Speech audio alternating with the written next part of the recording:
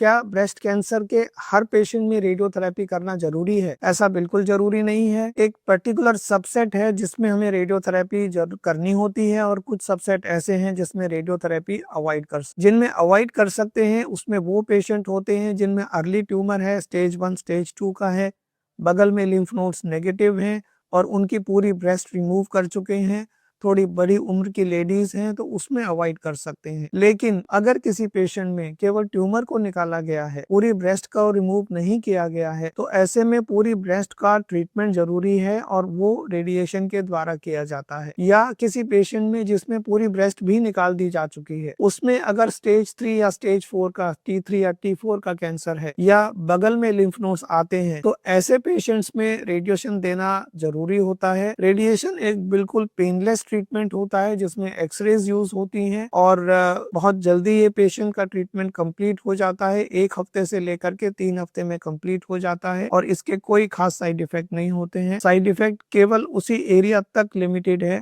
जहां रेडिएशन देते हैं, बाकी शरीर पे कोई साइड इफेक्ट नहीं। Thank you.